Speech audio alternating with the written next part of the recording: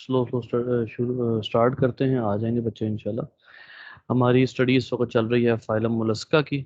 और हमें जो है वो ये बात अपने जहन में रखनी है कि हमने एक अच्छी खासी डिटेल पढ़ ली हुई है। यहीं पर हम अगर ड्रॉ करें तो हमने बायलैट्रिया जो है उसके आगे दो तीन ग्रुप्स बनाए थे, जिनमें एक ग्रुप सेपरेट होता है जिसको हम कहते हैं ड्यूटेरोस्टोमिया। फिर एक ग्रुप सेपरेट होता है जिसको हम कहते हैं एक्डाइसोजोआ। और फिर एक ग्रुप सेपरेट होता है वंस अगेन जिसको हम कहते हैं लोफोट्रोकोजोआ। ये तीन अपने डिफरेंट कैरेक्टर्स की बेस के ऊपर फाइलोजेनेटिक एनालिसिस अगर किया जाए तो इनके एक तो कैरेक्टरिस्टिक्स भी हैं, ठीक है, इनके जेनेटिक कैरेक्टरिस्टिक्स भी, और इनके जो हैं वो मॉलिक्यूलर कैरेक्टरिस्टिक्स सारे ये बताते हैं कि ये सारे के सारे एक सेपरेट लिनिएजेस हैं। और उसके बाद फिर हमने लोफोट्रोकोजोआ की काफ़ी डिवीजन्स बनाई थी, जिनमें प्लेटिजोआ थी, प्लेटिजोआ की काफ़ी डिवीजन्स बनती। उसके बाद फिर हमने ये कहा था कि और भी कई फाइल हमने पढ़े, लेकिन उसमें जो मेजर फाइलम है उस वक्त हम इस वक्त हम ये लिख रहे हैं मोलस्का। और मोलस्का जो है उसके बाद आगे हमने ये कहा था कि मोलस्का में हमने जो पहली क्लास पढ़ी दैट वाज गैस्ट्रोपोडा, वो ऑर्गेनिजम्स जो कि अपने पेट के बल चलते हैं, इनमें जिनमें ख़ास तौर पे गिल्स होते हैं, गिल्स या पल्मोनेट्स हमने उनको नाम दिया था, लंग्स भी हो सकते हैं, ठीक है। और इनमें एक्वाटिक फ्रेश वाटर वगैरह सारे होते हैं। फिर अब हम एक ग्रुप पढ़ने लगे हैं इनका, बहुत ही ज़बरदस्त और बहुत ही मज़ेदार किस्म का, वो है बाइवेल्विया। बाइवेल्विया जो ग्रुप है, जो क्लास इनकी बाइवेल्विया है, बेसिकली इसको ग्रुप कहना गलत है, इसको हम क्लास कहेंगे, क्लास बाइवेल्विया। जो क्लास बाइवेल्विया है इनकी, इसमें हमने ये देखना होता है कि ये ऑर्गेनिजम्स जो हैं ये इसमें जो ऑर्गेनिज्म कैरेक्टराइज होते हैं वो सारे के सारे वो ऑर्गेनिज्म हैं कि जिनके बारे में हम कहते हैं कि they have two shells, they are mostly sessile. Mostly, ये भी एक अजीब सी बात है कहना कि ये दे आर मोस्टली ससाइल, क्योंकि अगर ऊपर नीचे दो शेल्स हैं तो ये मोस्टली ससाइल कैसे होगा? इनको तो परमानेंटली ससाइल होना चाहिए, इनको तो मूव ही नहीं करना चाहिए। लेकिन ये बात भी थोड़ी सी गलत है कि इनमें से कुछ ऐसे हैं जो शेल होने के बावजूद बहुत अच्छा मूव कर लेते हैं। अ, लेकिन अभी फिलहाल हमने ये चीज़ नहीं देखनी, हमने ये देखना होता है कि इनका जो शेल का स्ट्रक्चर है वो कैसा है। बेटा, इनके शेल को अगर ओपन किया जाए ना, इनकी शेल को अगर आप ओपन करें तो वो ऐसे कुछ ऐसे करके शेल का स्ट्रक्चर बनता है। ये ऐसे करके इनके शेल का स्ट्रक्चर बनता है। अब जो भी ये शेल है ये तो हार्ड होता है, कैल्शियम, सिलिका और मजीद प्रोटीन्स जो हैं वो इसमें मिली हुई होती हैं। और ये हार्ड होता है, बहुत ज़्यादा हार्ड होता है, और इसके हार्ड होने की वजह से ये इसके जो है वो ये ऑर्गेनिज्म प्रोटेक्टेड रहता है। और लेकिन जो एक और गौर करने वाली बात है वो ये है कि जो ऑर्गेनिज्म होता है वो इसके अंदर होता है। ऑर्गेनिज्म जो है वो इसके अंदर होता है और एक साइड पर होता है, ठीक है। यानी फर्ज कर लें कि अगर ये एक साइड है और ये दूसरी साइड है तो फॉर एग्जांपल ऑर्गेनिज्म इस साइड पर होगा, ठीक है। ये जो साइड है यहाँ वाली, ये जो शेल है ये सिर्फ और सिर्फ एक कवरिंग के लिए यूज होगा। और इसके अंदर जो है वो यूं समझ लीजिए कि इसके अंदर एक कवरिंग होगी, दूसरा इसके अंदर टीथ होंगे, ठीक है। बस ये मतलब यूं कह लीजिए कि ये जो ऊपर वाला है शेल का कवर, शेल जो है ऊपर वाला, ये बस सिर्फ कवरिंग के लिए यूज हो रहा है। इसमें एक दो मसल्स हैं जो कि इस वाले ऊपर वाले शेल को नीचे वाले शेल से जोड़ेंगे, क्योंकि बाई वाल्व है ना, दो दो मसल्स हैं, सॉरी दो दो शेल्स हैं। तो दो दो शेल होने की वजह से इनके अंदर इनको जोड़ने के लिए मसल्स भी होते हैं। इन मसल्स को हम बड़ा पर्टिकुलर नेम देते हैं, इन मसल्स को कहा जाता है एब्डक्टर मसल्स। ये एब्डक्टर मसल्स वो होते हैं जो कि इनके शेल्स को जोड़े रखते हैं। अच्छा, उसके बाद फिर एक और जो इसमें मज़ेदार चीज़ है वो ये है कि ऑर्गेनिज्म, मैंने आपको भी बताया, फॉर एग्जांपल ये ऑर्गेनिज्म वाली साइड है, जो ऑर्गेनिज्म है यानी जो मसल्स हैं वो इधर नीचे वाले शेल में मौजूद हैं, ठीक है। तो अब इसका मतलब ये हुआ कि अब हम इस वाले शेल को थोड़ा सा स्टडी करेंगे। बेटा, इस वाले शेल में ये वाला जो पोर्शन है ये डोर्सल रीजन कहलाएगा, और ये नीचे जो पोर्शन है ये वेंट्रल कहलाएगा। नीचे वाला पोर्शन वेंट्रल कहलाएगा। और ये जो बाउंड्री है दोनों तरफ, ये बेसिकली किसकी बाउंड्री है? ये मेंटल है। मेंटल, मैंने आपको कहा एक कैविटी होती है इनके अंदर, लास्ट टाइम भी बात हुई थी। अगर आप जो है वो स्नेल्स में देखें तो स्नेल्स में भी हमने ये बात की थी कि मेंटल इज ए कैविटी। ये यहाँ पे ये देखिए, ये मेंटल जो है यहाँ पर कैविटी शो हो रहा है, ये देखिए, ये एक कैविटी होती है। बिल्कुल इसी तरीके से ऊपर भी डायग्राम में देखें, मेंटल इनके अंदर एक कैविटी होती है जिसके जरिए ये सांस लेते हैं और इनमें गिल्स होते हैं, ये देखिए, ये ठीक है, तो ये मेंटल जो है वो इनके अंदर बेसिकली, अब मैं इनकी अपने बाइवाल्व की, ये देखिए बाइवाल्व की डायग्राम अगर मैं आपको दिखाऊं, ये डोर्सल साइड है, ये वेंट्रल साइड है, ये हिस्सा जो है ये जितना है ये मेंटल है, ये वाला यहां से लेकर यहां तक, यानी जो भी एक्सचेंज होगा वो यहां से होगा। एक बात तो तय है ना, हमने पहले भी ये बात की थी कि जिस जगह पर मेंटल होगा उस जगह से एक्सचेंज होना है। ठीक है, और एक्सचेंज का स्ट्रेट फॉरवर्ड मतलब ये है कि जो इसकी फीसिस होंगी या सूडो फीसिस होंगी वो भी यहीं से जाएंगी, जो वाटर गैशियस एक्सचेंज होगा वो भी यहीं से होगा। ठीक है, जो इसकी एक्सक्रीशन होगी वो भी यहीं से होगी। तो ये डिफरेंट तरह के जो इसके अंदर जो भी कुछ होगा वो इन पोर्शन से जो है वो होगा। तो मेंटल जो है यानी इसका मतलब ये है कि बाकी जो ऑर्गेनिज्म है वो इसके अंदर मौजूद है।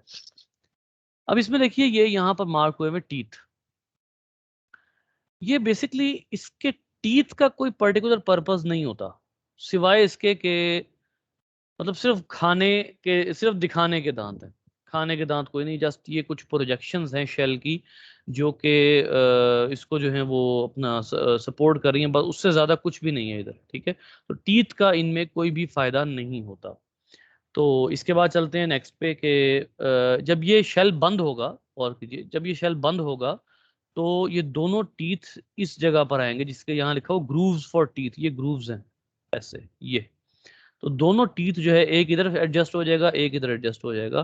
तो इनके टीथ का खास फायदा नहीं, क्योंकि इनका फूड ही ऐसे ऑर्गेनिजम्स हैं, क्योंकि इनके बारे में मैंने आपको शायद उस दिन भी बताया था, दीज आर फिल्टर फीडर्स।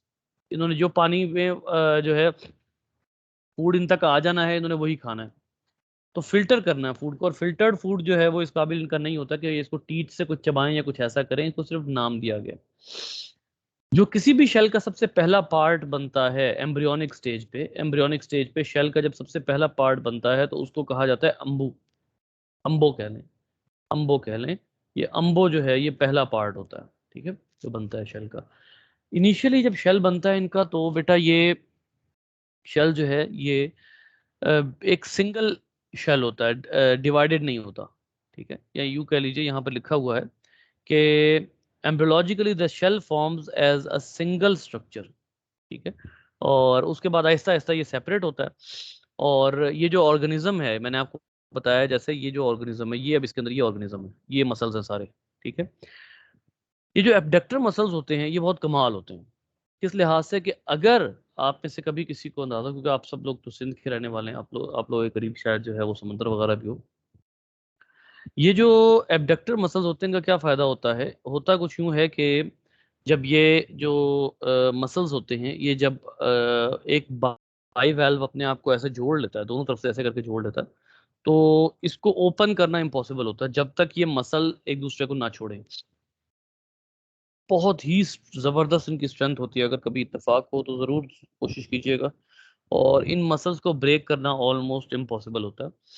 तो जब इसकी डायसेक्शन करनी होती है या जब इसको ओपन करना होता है तो क्या होता है कि इसके अंदर जो है वो एक बहुत ही शार्प नाइफ डाला जाता है जो कि इन मसल्स को कट कर देता है। और वो जो इनके अंदर एडहेशन होती है जिसके जरिए ये जुड़े हुए होते हैं, वो एडहेसिव जो मसल्स होते हैं वो कट जाते हैं, और आप उस मसल को ओपन कर लेते हैं। आप उस जो है वो अपना शेल को ओपन कर लेते हैं। अदरवाइज इसको, हाँ एक और बात भी है कि ये प्रे भी है, ये शिकार भी है। इसका शिकार है, ये भी आपको बड़ी हैरानी होगी, ये स्टारफिश का शिकार है। स्टारफिश क्या करती है, स्टारफिश के पास एंजाइम होते हैं, muscle dissolving enzyme, muscle dissolving enzymes. Starfish बहुत ही जबरदस्त तरीके से इसको पहले तो करती है ग्रैब, दोनों साइड से ग्रैब कर लेती है। अगर ये दो है ना ऐसे करके, ठीक है, दोनों साइड से ग्रैब करके इसको हल्का सा ओपन करेगी। ये ऐसे बंद हुआ हुआ है, ठीक है, इसको गौर से देखें, ये ऐसे बंद हुआ हुआ है। अब दोनों साइड से पहले इसको ग्रैब करेगी, इधर से भी और इधर से भी, दोनों साइड से ग्रैब करके इसको हल्का सा ओपन करेगी। जब ओपन हो जाएगा तो यहाँ पर ये मसल डाइजेस्टिंग एंजाइम रिलीज करेगी, मसल फौरी तौर पे ब्रेक होंगे, पूरा उसके सामने प्लेट की तरह ओपन होके ये जो है वो बाइवाल्व उसके सामने पूरी तरह ओपन होके आ जाएगा। और जब ओपन होके आ जाएगा तो उसके बाद फिर कुछ नहीं रहता, क्योंकि ये ऑर्गेनिज्म फिर भाग नहीं सकता। It has no further defensive strategy because अब शेल ओपन हो गया, तो अब मजीद कोई डिफेंसिव स्ट्रेटजी नहीं है। अब इसको एज ए प्रे यूज किया जा सकता है, बहुत अच्छे तरीके से इसका खाना बनाया जाएगा।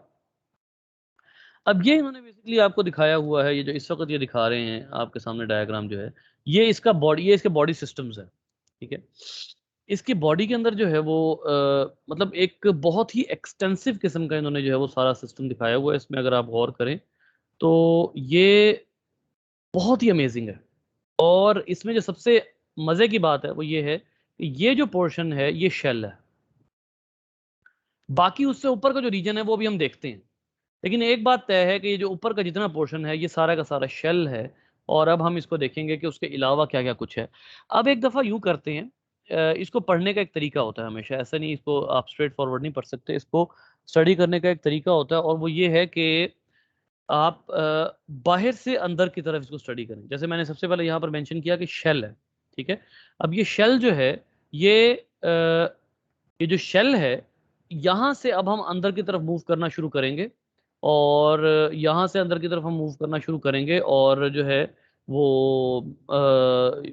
एक एक करके एक एक पार्ट देखते जाएंगे। फॉर एग्जांपल ये देखिए, अच्छा उन्होंने शेल को भी स्पेसिफाई कर दिया, सॉरी ये शेल है, ये मड है।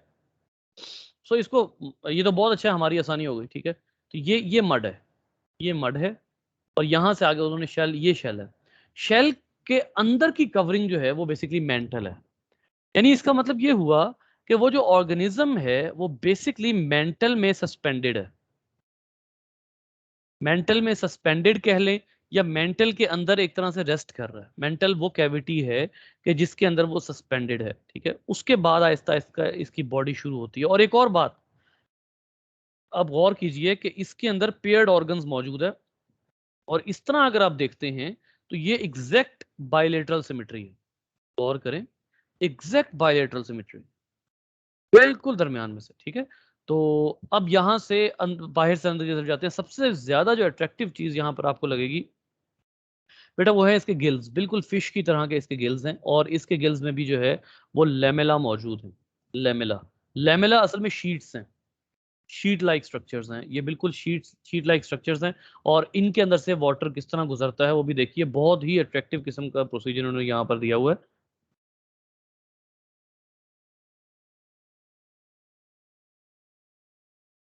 ये देखिए, गौर करें कि यहाँ से वाटर शेल से इधर एंटर हो रहा है, मेंटल कैविटी में आ रहा है। मेंटल कैविटी में होने के बाद यहाँ से वाटर एंटर हो रहा है, ये देखिए ये इन्होंने एरोज दिए भी हुए हैं, ये वाटर एंटर हो रहा है। एंटर होने के बाद यहाँ से पास ऑन होके यहाँ से x current aperture, x current aperture यानी कि जहां से वाटर ने बाहर निकल जाना है, ठीक है।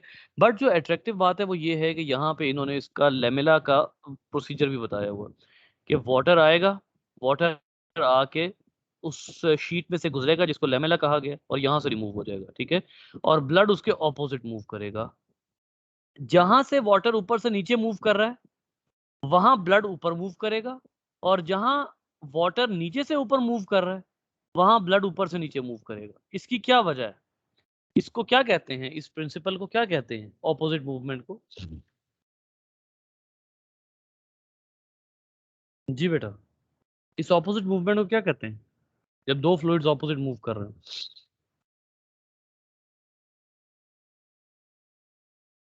इस ऑपोजिट मूवमेंट को हम कहते हैं काउंटर करंट। इसको हम काउंटर करंट कहते हैं, काउंटर करंट एक्सचेंज। और ये काउंटर करंट एक्सचेंज बहुत ज़्यादा हेल्पफुल होता है। ये बात याद रखिए कि जिस भी ऑर्गेनिज्म में, जिस भी फिनोमिना में जब भी एक्सचेंज के लिए काउंटर करंट मैकेनिज्म यूज़ किया जाएगा, तो काउंटर करंट मैकेनिज्म का फ़ायदा ये होता है कि आप जब दो फ्लूइड्स को अपोजिट पास ऑन करते हैं तो इनमें मैक्सिमम डिफ्यूजन होती है, मैक्सिमम डिफ्यूजन। और ये जो मैक्सिमम डिफ्यूजन होती है इसके नतीजे में जो वो होता है, एक्सचेंज होता है, वो मैक्सिमम होता है। तो इस वजह से फिर क्या होता है कि यहाँ पर काउंटर करंट को प्रेफर किया जाता है, ठीक है। तो यहाँ से वाटर और ये तमाम शीट्स जो है ये लेमेला कहलाती है। उसके बाद देखिए एबडक्टर मसल्स आपको दिख रहे हैं। ये एबडक्टर मसल वो है, अगर आप गौर करें तो जो शेल्स के दरमियान के जो मसल्स हैं जिन्होंने जोड़ के रखना है, ये वो एबडक्टर मसल्स, वही जो भी थोड़ी देर पहले मैंने आपको बताया। फिर यहाँ पर उन्होंने फूड ग्रूव दिखाया हुआ है।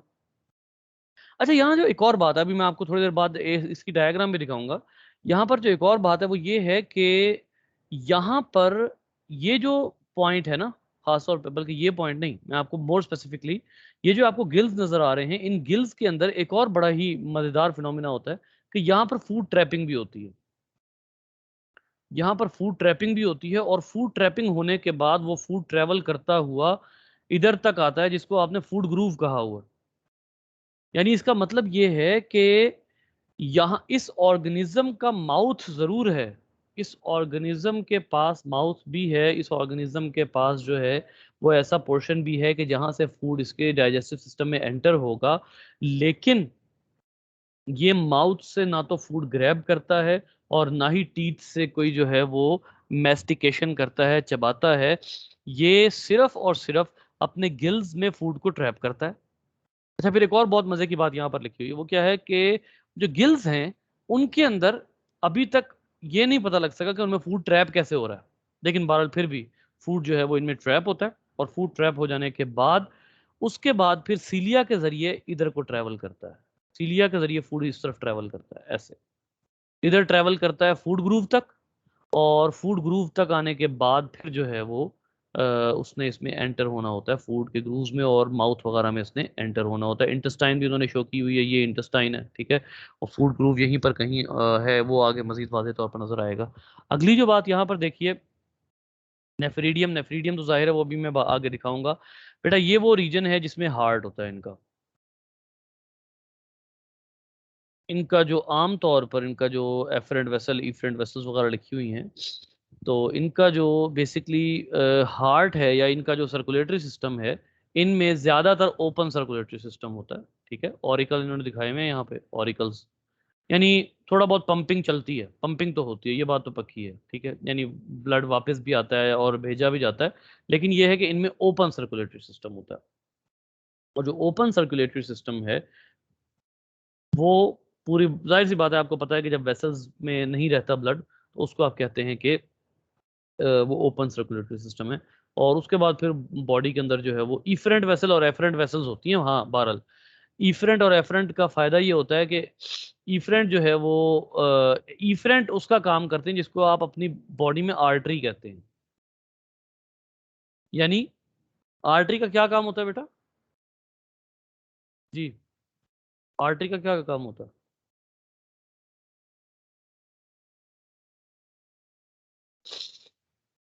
जल्दी जल्दी जल्दी,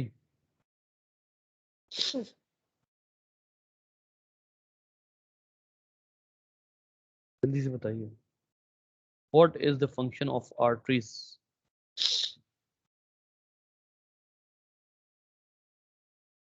आयशा, आपकी आवाज नहीं आ रही बेटा, आपका माइक या तो खराब है या कोई और मसला है, मुझे आपकी आवाज नहीं पहुंच रही बेटा।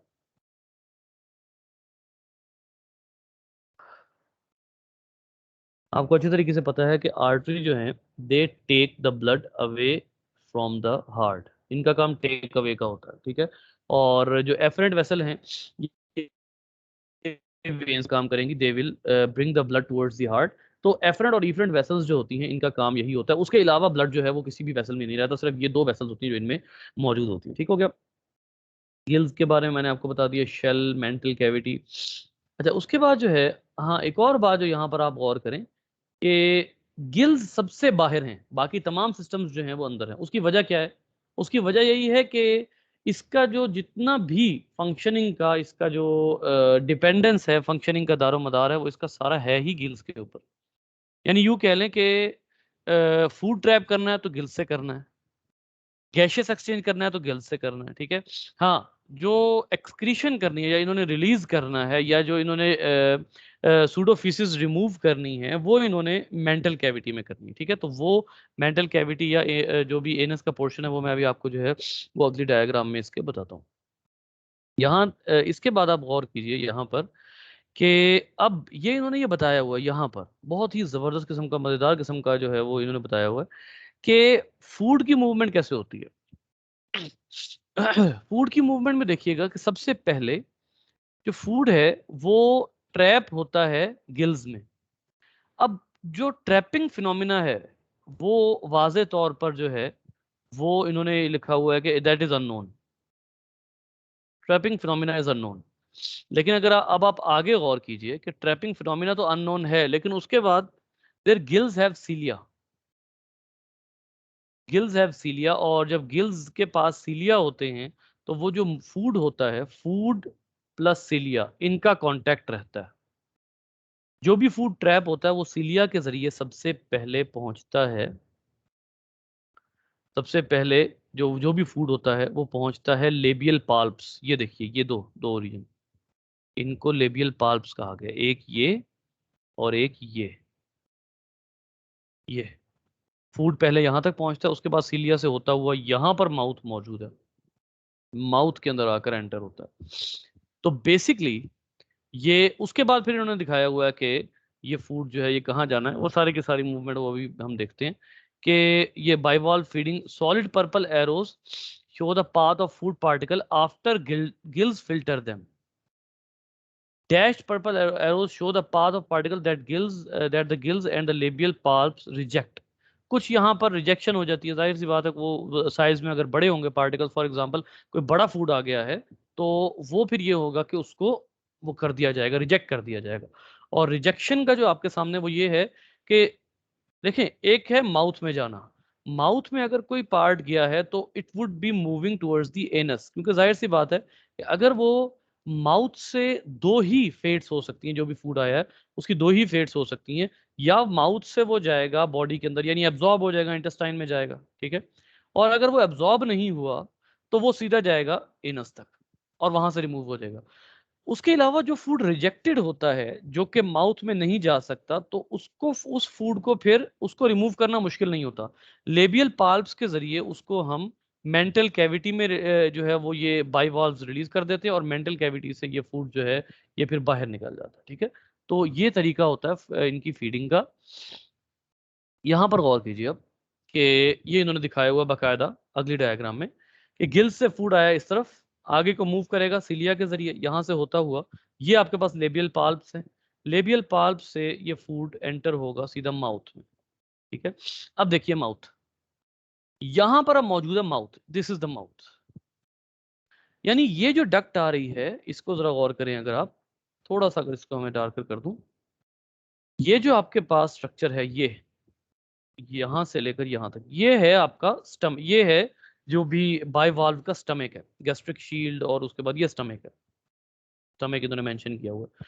उसके बाद ये जो हिस्सा है ये वाला, दिस इज माउथ, यहां पे आगे यहां माउथ है, यानी इसका मतलब है this is ending up in the mouth, ठीक है। और उसके बाद जो भी फूड होगा वो लेबियल पाल्प से इनटू द माउथ एंटर हो जाएगा। यहाँ पे एंटर हो जाने के बाद फिर ये स्टमक में, स्टमक से उसके बाद इंटेस्टाइन, और इंटेस्टाइन से पूरी बॉडी में होता हुआ ये फिर मूव करेगा, and it would be moving here, यहाँ से फिर ये देखिए इन्होंने यहाँ पर हार्ट भी शो करवाया हुआ है, ठीक है। और यहाँ से होता हुआ इस जगह पर जो भी फूड हार्ट को चाहिए होगा या जो भी फिनोमिना, जाहिर है हार्ट को भी चाहिए, और बॉडी के अंदर यहाँ पर अगर एब्जॉर्प्शन होनी है तो वो भी होगी, थोड़ी देर के लिए फूड जो है वो यहाँ स्टे करेगा, उसके बाद उस फूड को रिमूव कर दिया जाएगा, जाहिर सी बात है जो अनडाइजेस्टेड उसकी वेस्ट होंगी।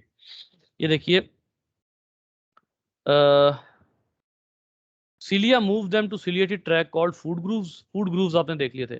Along the dorsal and ventral margin of the gills. These cilia tracts move forward toward the mouth. Cilia covering leaf-like labial palps. यहाँ पर food आ गया on either side of the mouth. Mouth के दोनों sides पे. Along the dorsal and ventral margins.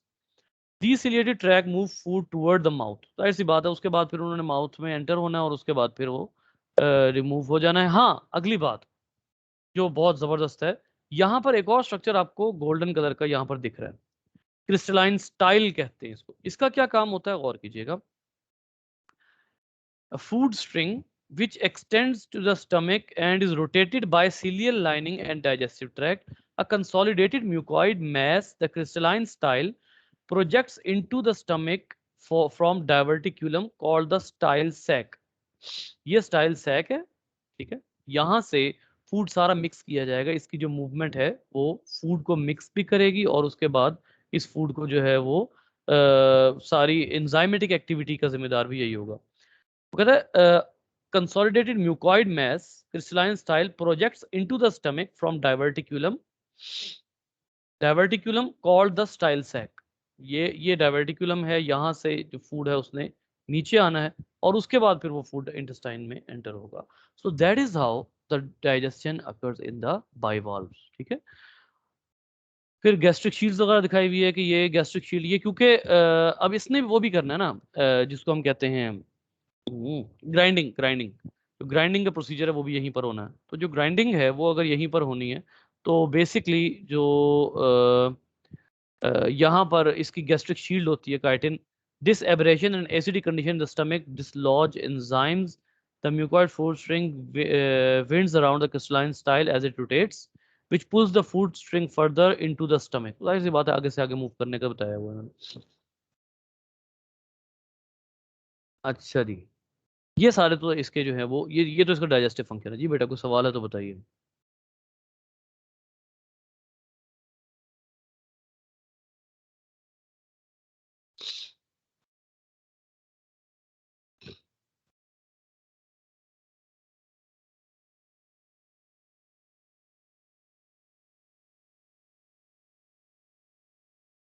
उसके बाद देखिए कि इसमें जो है वो आपके सामने ही है कि एक तो सर्कुलेटरी सिस्टम, लेकिन एक्सक्रीटरी सिस्टम इसका प्रॉपर वो हमने अभी देखा नेफ्रीडियम है।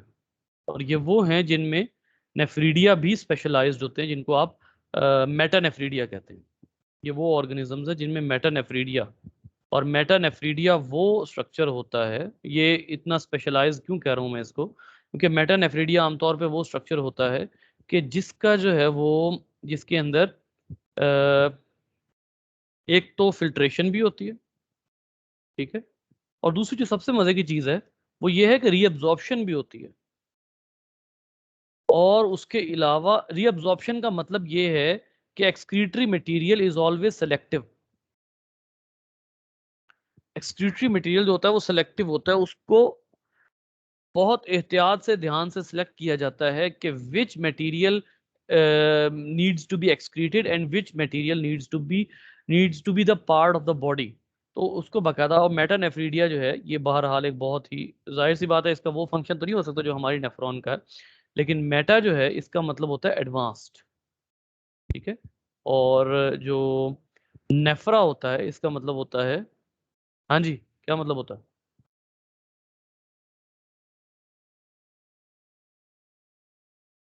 नेफ्रा का मतलब,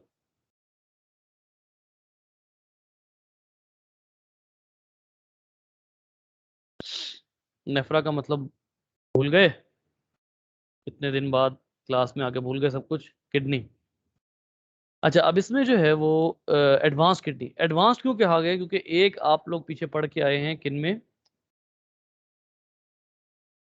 हाँ जी किडनी। ओके, एक आप लोग वो पढ़ के आए हैं क्या है, वो कौन से ऑर्गेनिज्म थे यार? हाँ, प्लेटिहेल्मिन्थ्स, जो प्लेटिजोआ के ऑर्गेनिजम्स थे उनमें प्रोटोनेफ्रीडिया है। प्रोटो मतलब फर्स्ट, फर्स्ट जो है वो किडनी, जो कि अनस्पेशलाइज किडनी थी, लेकिन यहाँ पर अब एडवांस किडनी है। तो इनमें जो है वो नेफ्रीडियम और नेफ्रीडिया मौजूद हैं। ग्लैंडुलर नेफ्रीड्यूलर, ये सारे सेल्स यहाँ पर इस पॉइंट पर मौजूद हैं, और यहाँ पर जो है वो ये सारे ऑर्गन्स, यानी इसका मतलब ये है कि मेंटेनेंस है। क्योंकि एक बात तय है कि अगर किडनी है तो मेंटेनेंस है। सोडियम, वाटर और उसके अलावा सोल्यूट सब्सटेंसेस जितने भी हैं उनकी फिल्ट्रेशन और उनकी मेंटेनेंस होगी अगर किडनी मौजूद है। उसके बाद देखिए सर्कुलेटरी सिस्टम है। सर्कुलेटरी सिस्टम के हवाले से हमें जो है वो ये एक स्ट्रेट फॉरवर्ड सी डायग्राम है, इसको देखिएगा। हार्ट है, ठीक है। अब हार्ट जो है आपको पता है कि एक बहुत ही अनस्पेशलाइज्ड हार्ट है। मैं आमतौर पे कहा करता हूँ कि इनके हार्ट को हार्ट नहीं कहना चाहिए, क्योंकि इनमें एट्रिया और वेंट्रिकल्स भी नहीं है। एट्रिया और वेंट्रिकल्स अगर नहीं है तो वो हार्ट नहीं है। लेकिन क्योंकि अब यहाँ पर हर जगह पर लिखा हुआ है कि हार्ट है, तो हम इसको एक पंपिंग डिवाइस के तौर पर हार्ट मान लेते हैं। यहाँ से उसके बाद ब्लड जो है वो एंटीरियर पोर्शन में पहले आ रहा है, rather than going into the posterior portion. Anterior portion में जो है वो ब्लड पहले आ रहा है। उसके अलावा जो है वो यहाँ पर आप अगर देखते हैं तो ये वो वेसल है। हाँ, जो ये ब्लड साइनस है, दिस इज फॉर फुट। ये पेरिकार्डियल कैविटी आपके सामने है, ठीक है, ये सारी कैविटी पेरिकार्डियल कैविटी है। उसके बाद वेन्स फ्रॉम फुट, अब ये वेन्स वापस लेकर जाएंगी। ये जो है वो ये इन्होंने ये जो ब्लड वो दिखाया हुआ है ना, इन्होंने इसमें कुछ ये जरूर दिखाया हुआ है कि इनमें इसमें वेसल्स बहरहाल अच्छी खासी है। जैसे फॉर एग्जांपल यहाँ अगर आप गौर करें तो ये वेसल्स हैं, ह्यूज अमाउंट ऑफ वेसल्स, ये भी वेसल्स हैं, यहाँ पर भी वेसल्स हैं, ये भी वेसल्स हैं एओर्टा के नाम से, ये भी वेसल्स हैं। ये साइनस है, यानी ओपन कैविटी है। तो इसका मतलब है कि बहरहाल इसमें अगर ओपन है तो इसका मतलब ये नहीं है कि क्लोज नहीं है, कुछ वेसल्स इसमें मौजूद हैं। जैसे आप अगर कॉकरोच में देखें या आप अगर और ऑर्गेनिजम्स में देखते हैं तो उनमें जो सर्कुलेटरी सिस्टम होता है उसमें बहुत ही कम वेसल होती है। एक एओर्टा है कॉकरोच के, अगर सर्कुलेटरी सिस्टम को देखा जाए तो एक एओर्टा है और एक एफरेंट आर्टेरियोल है, जो कि एफरेंट वेन है जो कि ब्लड को लेकर आ रही है, बस उससे ज्यादा नहीं है कॉकरोच में। लेकिन यहाँ पर जो वेसल्स हैं वो ज्यादा है, बहरहाल यहाँ पर वेसल्स की तादाद जो है वो ज्यादा है। ये एक साइनस है, साइनस का मतलब ओपन स्पेस या कैविटी होता है, ठीक है। तो एक तो ब्लड इधर आ रहा है फुट फीट के करीब, फिर उसके अलावा यहाँ पर भी ये भी एरिया जो है, यहाँ पर भी साइनस है, पेरिकार्डियल कैविटी हार्ट के इर्द गिर्द ये भी साइनस है। तो ये साइनसेस मौजूद तो हैं but it does not mean कि they have complete open circulatory system. अच्छा, फिर यहाँ इन्होंने गिल्स की तरफ भी आता हुआ दिखाई दिया ब्लड, ये देखें यहाँ से ब्लड गिल्स में से गुजर रहा है। तो ये जो गिल्स में से गुजर रहा है जाहिर है ये ऑक्सीजनेशन के लिए, ये सारा कुछ जो है। इसके बाद आइए बेटा रिप्रोडक्शन एंड डेवलपमेंट की बात आ जाती है। रिप्रोडक्शन एंड डेवलपमेंट के हवाले से ये है कि इनके अंदर जो है वो दोनों बिहेवियर्स मौजूद हैं। इनके अंदर, माफ़ कीजिएगा मुझे जुकाम हो रहा है बड़ा शदीद, इस वजह से जो है वो कुछ हरकतें अजीब गरीब सी कर रहा हूँ। इनके अंदर जो है वो मोनोएशियस और डायशियस दोनों तरह के फिनोमिना जो हैं वो मौजूद हैं। मोनोएशियस यानी हर्मेफ्रोडाइट, हर्मेफ्रोडाइट जो है ये फिनोमिना इनमें मौजूद है। दोनों पार्ट्स जो हैं मेल और फीमेल पार्ट वो एक ही बॉडी के ऊपर हैं। और प्रोटेंडरी अगरचे लिखा नहीं हुआ लेकिन एक बात ज़हन में रखिए कि ज़्यादातर जो हर्माफ्रोडाइट ऑर्गेनिजम्स हैं उनके अंदर प्रोटेंडरी मौजूद है।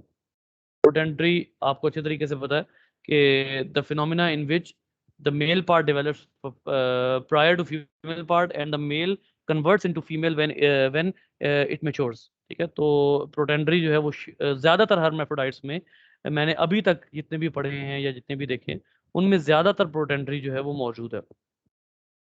उसके अलावा बहरहाल ये, हाँ सॉरी, ये देखिए लिखा हुआ सम ऑफ दिस स्पीशीज आर प्रोटेंड्रिक। मेरी नज़र से ये शायद वर्ड जो है ये गुजरा नहीं, इस वजह से मैं बता नहीं सका पहले, प्रोटेंड्रिक लिखा हुआ।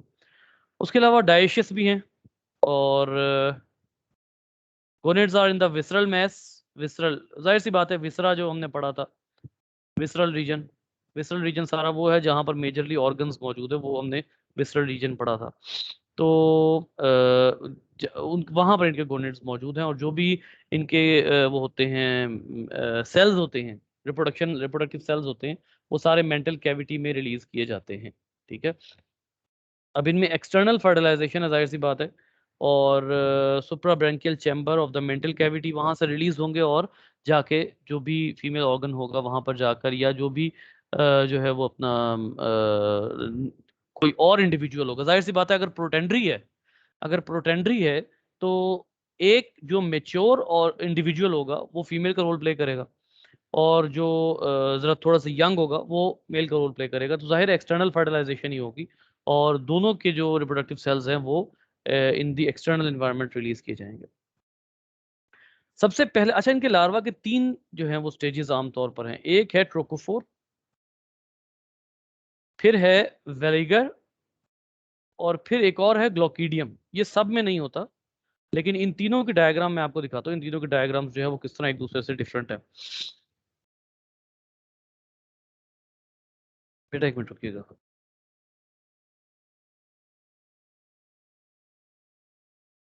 इन तीनों की डायग्राम जो है वो बड़ी डिफरेंट है। जैसे फॉर एग्जांपल ये इन्होंने वैसे एक कार्टूनिक सा दिखा दिया है, जिसको आप कहते हैं what is this, trochophore. Trochophore इन्होंने कार्टूनिक सा दिखा दिया। एक इसका हेड ये दिखा दिया, मैं आमतौर पे इस तरह बनाकर दिखाया करता था आप लोगों को। ये ट्रोकोफोर, ठीक है, ऐसे और ऐसे, और इस ये लोकोमोटिव होता है, ठीक है।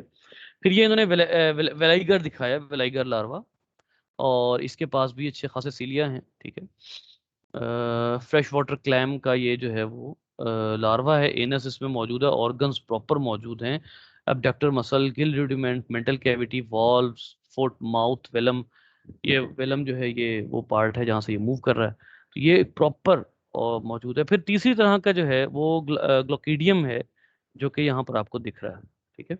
ग्लोकीडिया या ग्लोकीडियम, ये ग्लोकीडियम है, ये ऐसी शेप के हार्ट, बिल्कुल हार्ट की शेप है इनकी। तो ये हार्ट की शेप के ये लार्वा होते हैं। तो इनकी ये सेवरल स्टेजेस होती हैं, जैसे फॉर एग्जांपल यहाँ लिखा हुआ है कि ये जो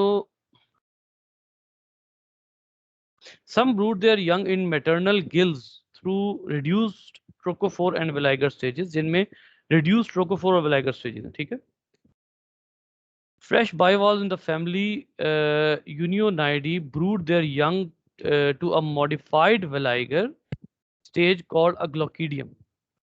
इसको आप यूं कह सकते हैं कि बेसिकली ट्रोकोफोर है।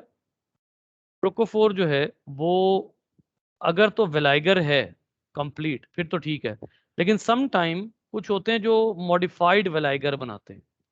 मॉडिफाइड वेलाइगर जो है उस लार्वा को आप कहते हैं क्या नाम है, ग्लोकीडियम। इस लार्वा को आप ग्लोकीडियम या ग्लोकीडिया कहते हैं, ठीक है। तो ये जो है वो मॉडिफाइड वेलाइगर है। This is not like mature veliger या प्रॉपर वेलाइगर जो होता है वो वाला वेलाइगर ये नहीं है, ठीक है। So this is another thing. उसके बाद ये फिर ये ग्लोकीडियम का एक और फीचर मैं आपको बताता हूँ, यहाँ लिखा हुआ है गालबन, हाँ, पैरासिटिक ऑन फिश। ये बाकायदा फिश पे पैरासिटिक है, और बहरहाल इसका जो है वो बड़ी सिग्निफिकेंस है इस लिहाज से कि ये पैरासिटिक है और ये काफ़ी हद तक फिश को नुकसान भी पहुंचाता है अगर ये इधर मौजूद हो, फ्रेश वाटर में मौजूद हो। दो तरह के इनमें मौजूद इनमें हैं लार्वा। एक मिनट रुकना, एक मिनट रुकिएगा।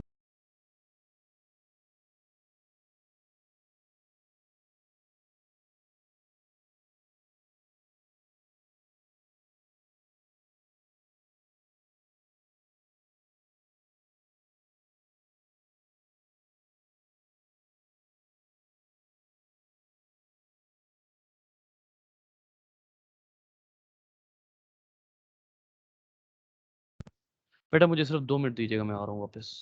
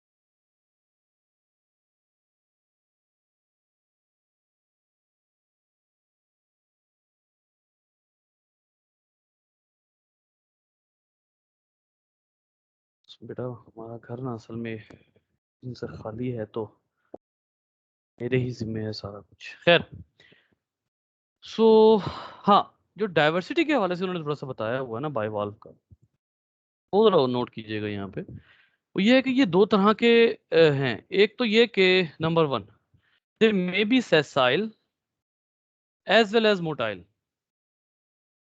ये दोनों फीचर्स इनमें हमें मिलते हैं, ठीक है, दोनों फीचर्स इनमें मौजूद हैं। इनमें कुछ ऐसे होते हैं जिनका जो शेल होता है ना, इनका शेल वो इस शेप का होता है कि ये शेल है और इसके पीछे इसका दूसरा पार्ट है, बैक साइड के ऊपर इसका दूसरा पार्ट है ऐसे, ठीक है। ये इसका दूसरा पार्ट है शेल का, और ये अपने शेल को बाकायदा सीलिया के जरिए मूव करते हैं। इनके यहाँ बॉडी के नीचे यहाँ पर सीलिया होते हैं जिसके जरिए ये मूव कर सकते हैं। मतलब ये कि ये बड़ा अमेजिंग मुझे लगा कि ये इनके इनके पास जो है ये फीचर मौजूद है कि they can even locomote, motile भी होते हैं इनमें, दे कैन इवन लोकोमोट। दूसरे नंबर पे जो एक और चीज हमें मिलती है वो ये है कि some are free living and some are burrowing, mud के नीचे जो भी है, क्योंकि हैं तो एक्वेटिक भी हैं, ठीक है। और तीसरे नंबर पे हमें एक और चीज भी मिलती है इनमें कि ये टेरेस्ट्रियल भी हैं, हमें ये मिल जाते हैं टेरेस्ट्रियल, ठीक है। लेकिन टेरेस्ट्रियल भी वो जहां से वाटर का गुजर हो रहा हो। एक बात तो ये है ना कि ये टेरेस्ट्रियल हो सकते हैं, लेकिन अगर फ्रीक्वेंटली इनके शेल के पास से वाटर पास ऑन हो रहा हो तो ये टेरेस्ट्रियल इन्वायरमेंट में आपको नजर आएंगे। फॉर एग्जाम्पल आप अगर उसकी बात करें ना, ये जो है आपका ये जो साहिल होता है, ओशन बेड होता है, तो इसमें अगर आप देखें तो ये जो यहाँ पर वाटर अक्सर गुजर रहा होता है, ठीक है। तो साहिल का जो एरिया होता है ना जहाँ से वाटर अक्सर गुजरता रहता है, वहाँ रेत में आपको बड़े अजीबोगरीब मखलूकात मिल जाएंगी, बड़ी अजीबोगरीब डाइवर्सिटी वहां पे आपको मिलेगी। क्या वजह है कि ये ऑर्गेनिज्म बरोअर्स भी है ना, अगर ये बरोअर्स भी हैं यानी पानी के नीचे भी रह रहे हैं, तब भी उस जगह से पानी का गुजर, सॉइल के नीचे भी अगर रह रहे हैं तो उस एरिया, उस मिट्टी के अंदर से पानी गुजरना लाजमी है।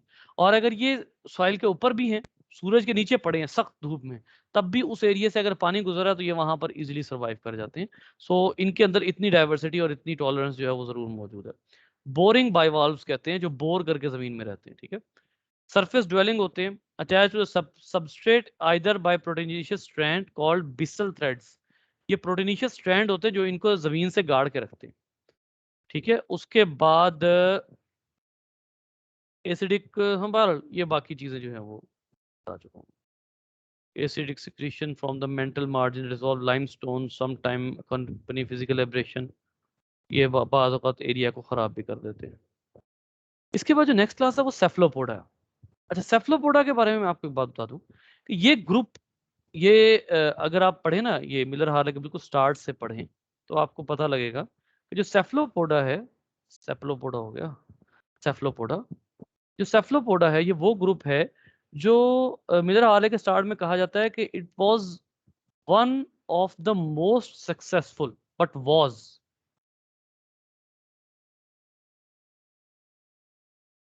One of the most successful, ठीक है। ये एक बड़ी जबरदस्त बात है कि it was one of the most successful but due due to some reason, या मैमल्स ज्यादा हो गए या वर्टिब्रेट प्रेडेटर्स ज्यादा हो गए, इनको जो है वो ये इनका शिकार बहुत हुआ। Most complex molluscs.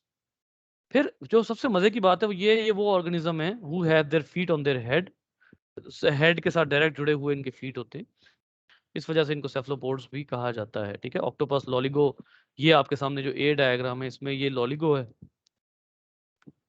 Nautilus, Nautilus, हाँ। और ये कटल फिश, कटल फिश भी इसमें मौजूद है, कटल फिश भी इसी का है। तो ये बड़े ही जबरदस्त खूबसूरत किस्म के ऑर्गेनिज्म जो है वो इस वाले पूरे क्लास में पाए जाते हैं सेफलोपोडा में। अच्छा, सेफलोपोडा के बाद अगर आप देखें तो इसकी डाइवर्सिटी के, ये स्क्विड है। फिर उसके बाद सेफलोपोडा आई के बारे में इन्होंने बड़ा कहा हुआ है क्योंकि मोलस्कन आई बड़ी मशहूर है, एवोल्यूशन के एतबार से मोलस्कन आई को बहुत स्टडी किया गया है। पोलीप्लेकोफोरा, ये इनकी छोटे छोटे फाइला हैं, प्लेकोफोरा, स्केफोपोडा, सिलेनोगेस्टर्स, मोनोप्लेकोफोरा, फिर कॉर्डोफोविएटा, ये इनके छोटे छोटे डिफरेंट तरह के वो हैं, जिनको आप कह लें कि फाइला। लेकिन मेजर जो फाइला हैं वो यही तीन हैं, जो तीसरा हमने इंशाल्लाह कल पढ़ना। जी बेटा, कुछ सवाल?